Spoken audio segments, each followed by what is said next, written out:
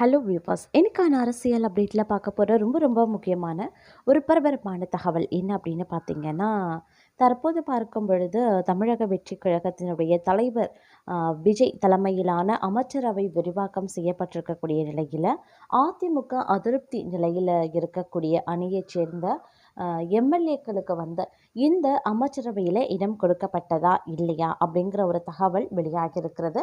அது மட்டும் இல்லாமல் தற்போது பார்த்தீங்க அப்படின்னா இந்த விவகாரம் அப்படிங்கிறது வந்து மிகப்பெரிய அளவில் வந்து பேசுபொருளாக மாறி இருக்கின்றது அப்படின்னே கூட சொல்லலாங்க.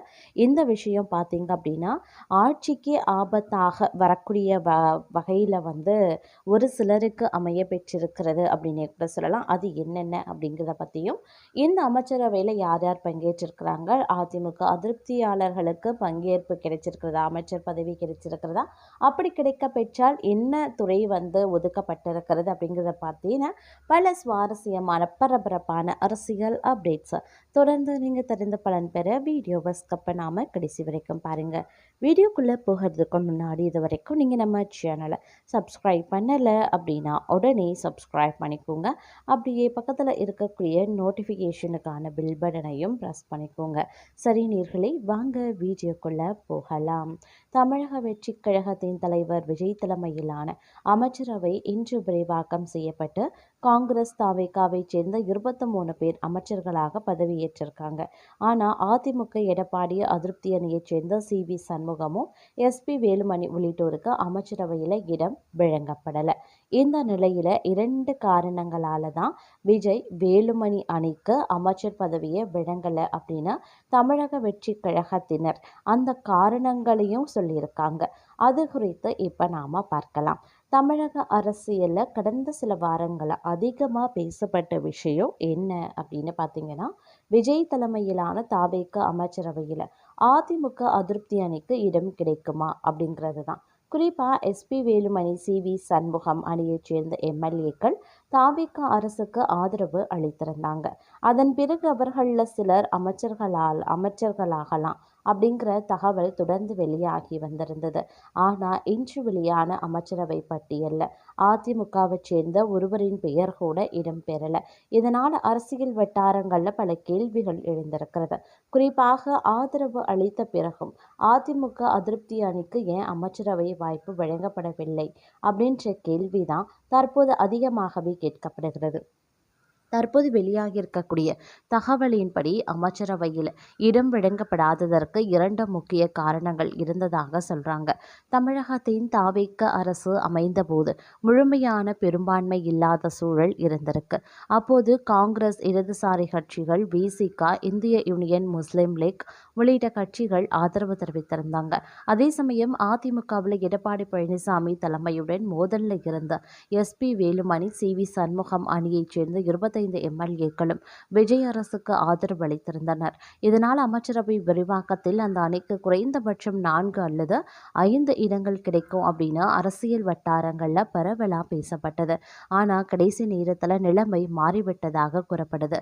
முதல்ல காரணமாக தகுதி நீக்கம் அப்படின்ற சிக்கல்ல தான், அதாவது எஸ்.பி. வேலுமணி மற்றும் சி.வி. சண்முகம் அணியைச் சேர்ந்த எம்எல்ஏக்கள் அனைவருமே அதிமுகவின் இரட்டை இலை சின்னத்தில் போட்டியிட்டு வெற்றி பெற்றவங்க.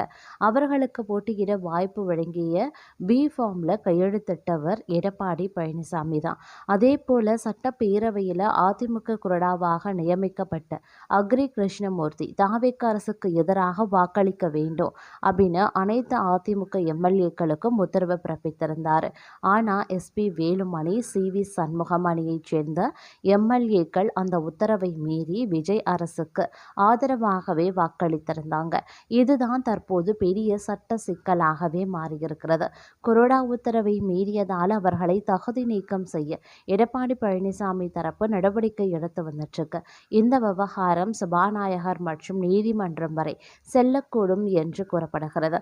இப்படிப்பட்ட சூழ்நிலையில் தகுதி நீக்க ஆபத்தில் இருக்கும் எம்எல்ஏக்களுக்கு அமைச்சர் பதவி கொடுத்தால் அது அரசியல் ரீதியாகவும் சட்ட ரீதியாகவும் பிரச்சனையை ஏற்படுத்தும் என்ற ஆலோசனை விஜய் தரப்புக்கு வழங்கப்பட்டதாக தகவல் வெளியாகியிருக்கின்றன.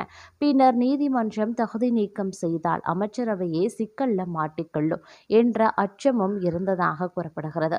இரண்டாவது முக்கிய காரணம் கூட்டணி கட்சிகளின் எதிர்ப்பு. தாவேகா அரசுக்கு ஆதரவு அளித்து வரும் காங்கிரஸ், கம்யூனிஸ்ட் கட்சிகள், விடுதலை சிறுத்தை கட்சிகள், இந்திய யூனியன் முஸ்லீம் லீக் உள்ளிட்ட கட்சிகள் அதிமுகவினரை அமைச்சரவையில் சேர்ப்பதை விரும்பவில்லை என்ற தகவல்கள் தெரிவிக்கின்றன. குறிப்பாக மார்க்சிஸ்ட் கம்யூனிஸ்ட் கட்சி மாநில செயலாளர் சண்முகம் அதிமுகவினரை அமைச்சரவையில் சேர்த்தால் ஆதரவை மறுபரிசீலனை செய்வோம் என்று வெளிப்படையாகவே எச்சரிக்கை விடுத்திருந்தாங்க. அதேபோல மற்ற கூட்டணி கட்சிகளும் மறைமுகமாக அதிருப்தியை தெரிவித்ததாக தகவல்கள் வெளியாகியிருந்தன. இதனால் ஒருபுறம் அதிமுக அதிருப்தி அணிய சமாளிக்க வேண்டும், இன்னொரு பக்கம் கூட்டணி கட்சிகளின் ஆதரவையும் இழக்கக்கூடாது என்ற சிக்கல்ல விஜய் தரப்பு இருந்ததாக கூறப்படுகிறது. இறுதியில் அமைச்சரவை பதவி கொடுத்து புதிய பிரச்சனை உருவாக்க வேண்டாம் அப்படின்ற முடிவுக்கே தாவேகா தலைமை வந்ததாக தகவல்கள் தெரிவிக்கின்றன. இதன் காரணமாகவே இன்று பதவியேற்ற 23 அமைச்சர்கள்ல தாவேகா மற்றும் காங்கிரஸ் உறுப்பினர்களுக்கு மட்டுமே வாய்ப்பு வழங்கப்பட்டிருக்கிறது.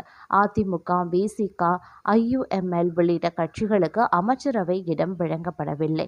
இந்த முடிவு தற்போது அதிமுக அதிருப்தி அணிக்குள் புதிய அதிருப்தியை ஏற்படுத்தியுள்ளதாகவும், சில எம்எல்ஏக்கள் மீண்டும் எடப்பாடி பழனிசாமி அணிக்கு திரும்பும்போது தற்போதைய சூழ்நிலை கணிசமாக மாறும் அப்படின்னு எதிர்பார்க்கப்படுகிறதுங்க. அது மட்டும் இல்லாமல் தற்போதைய நிலவரத்தின்படி பார்க்கும் பொழுது தமிழக சட்டசபையில் நடந்த நம்பிக்கை வாக்கெடுப்பில் எஸ்பி வேலுமணி, சி.வி. சண்முகம் அதிமுக தரப்புக்கு விஜய்க்கு ஆதரவாகவே வாக்களித்திருந்தாங்க. இந்த நிலையில் அவர்களின் ஒருவரின் பெயர் கூட தமிழக அமைச்சரவை விரிவாக்க பட்டியலில் இடம்பெறல. இந்த நிலையில் எஸ்பி வேலுமணி தரப்பு மீது அதிருப்தியடைந்த எம்எல்ஏக்கள் சிலர் மீண்டும் எடப்பாடி தரப்புக்கு செல்லலாம் அப்படின்னு சொல்லப்படுது. தமிழக அரசியலில் தற்போது மிகவும் பரபரப்பாக பேசப்படும் விஷயம் என்றால் அது அதிமுகவின் உட்கட்சி மோதல் தான். 2026 தமிழக சட்டசபை தேர்தல் தோல்விக்கு பிறகு ஏற்கனவே சிக்கல்ல இருந்த அதிமுகவில் தற்போது எஸ்பி வேலுமணி அணியும் எடப்பாடி பழனிசாமி அணியும் நேருக்கு நேர் மோதி வருகின்றன. இதற்கிடையில் தாவேகா அரசு அமைந்த பிறகு அதிமுக அதிருப்தி எம்எல்ஏக்கள் எடுத்த அரசியல் முடிவுகளும் தற்போது அவர்களுக்கே சிக்கலாக மாறியும் இருக்கிறதாக அரசியல் வட்டாரங்களில் பேசப்படுகிறது.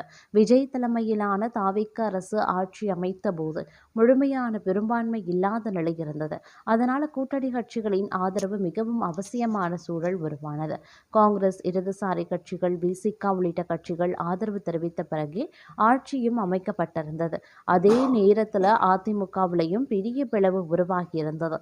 எடப்பாடி பழனிசாமி தலைமையுடன் கருத்து வேறுபாட்டில் இருந்த முன்னாள் அமைச்சர்கள் சி.வி. சண்முகம் மற்றும் எஸ்பி வேலுமணி தலைமையிலான சில எம்எல்ஏக்கள் சட்டப்பேரவையில் தாவேகா அரசுக்கு ஆதரவாகவே வாக்களித்திருந்தனர்.